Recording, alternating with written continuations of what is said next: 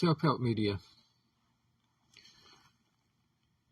One of the things that I've been more aware of lately is whenever I look at a video or listen to a message from someone in regard to self-help, whether it's law of attraction related or something else,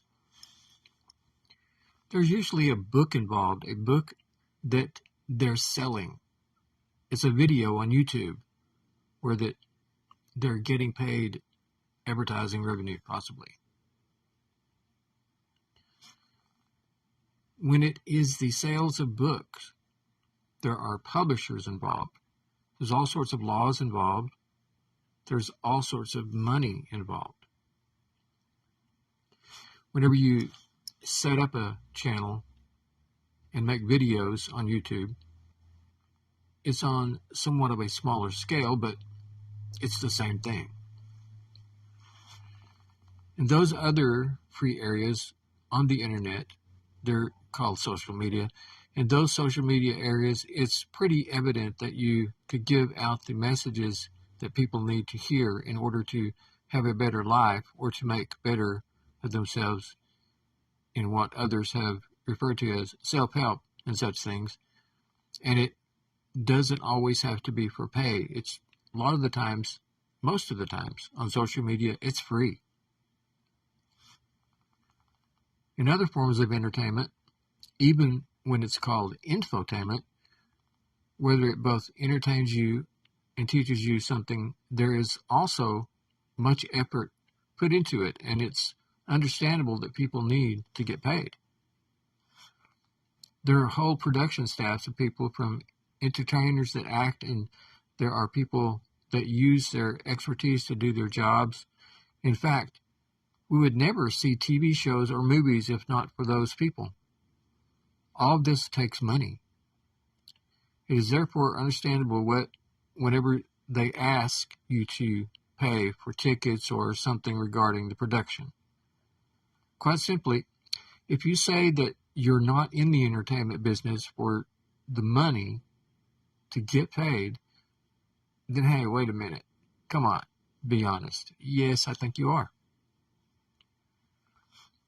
The last thing that I want to say with this is to give the idea that what these people are saying in their self-help, that it does not work, because I think it does. But to be honest, they're making money from it. That's why they're doing it. And that's another thing. If you've read all of this or listened to it, then apparently I was able to post it somewhere. Was there an advertisement someplace that you saw? Oh well. Did I get paid?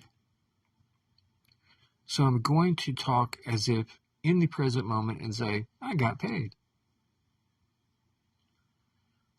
Back to what I was saying at the beginning. If someone knows some secret knowledge that they share that was constructive or instructive and allowed you to attract wealth into your life, how did you hear about it?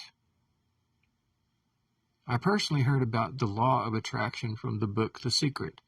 And in The Secret is all about how that they heard about it from other authors from ages past.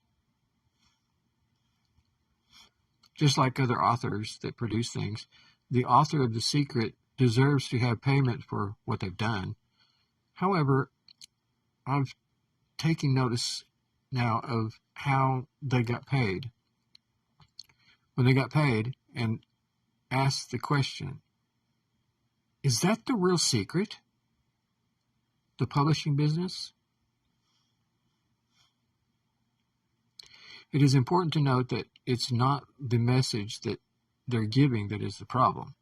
The law of attraction is mostly about attracting using your own brain power and the desire to have something.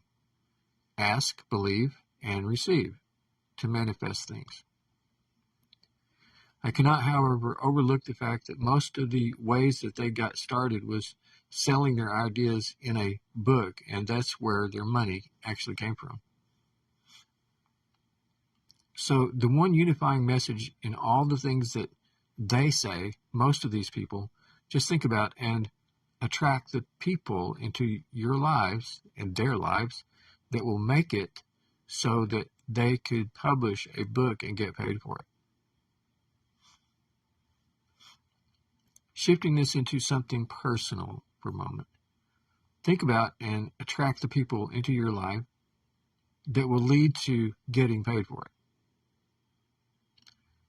However, the best way to do this is to think about it and speak to yourself as if it is already happened. You're already in the situation where that you're getting paid for what you've done. That's the idea. Be thankful for what you've got, not taking anything for granted. That said, I must address one issue that I heard today that kind of set me sideways. So I was set sideways by what an author said about in his book and what he suggested whenever he remarked that you should not become too attached to things. It is noteworthy that this author had lost everything that he had at one point in his life, and so I kind of suspect that this author also has to deal with being attached to things, and yet I'm not too sure that this is a message for everyone in that regard. To me, there seems to be a negative aspect to thinking about not being attached to things and worrying that it's going to go away. That seems negative. I've said and thought things that I thought were true in the day that I had the thought. When a few days pass, maybe even a year, and I come back and I discover, no, I don't think that's true anymore. But that's just the point. We learn and we change. Of course, in physicality, we know that when we get something new, it's new, and then it ages and it gets old and possibly, yes, then goes away. I suspect that when you're the person that comes up with some new idea that you think will sell, that will make you money, that you or others, such people look back and not telling off on themselves, or saying it in such a way that it makes them look like a villain in some way. So in other words, do not talk badly about the publishing business or writing a book and getting paid for it. If that's how you're going to produce this information for people and then get paid for it. So in the next part, I'm planning to talk about something related to what I've already said here. Star Trek and the no money principle. Thanks for listening.